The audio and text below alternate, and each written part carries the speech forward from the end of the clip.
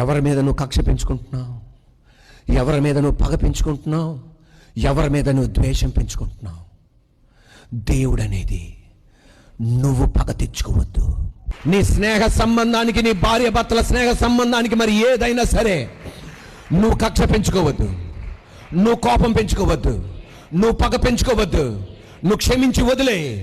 పగ తీర్చుకుంటా నా పని, నేను చూసుకుంటా. నా వ్యక్తిని ఏదో నీకు జరిగిన అన్యాయం నేను చూసుకుంటా.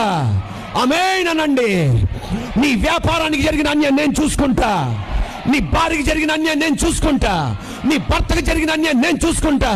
నీ కొడుకుకి జరిగిన అన్యాయం నేను చూసుకుంటా. నీ కుమార్తెకి జరిగిన అన్యాయం నేను చూసుకుంటా. Live it. క్షమించి వదిలే.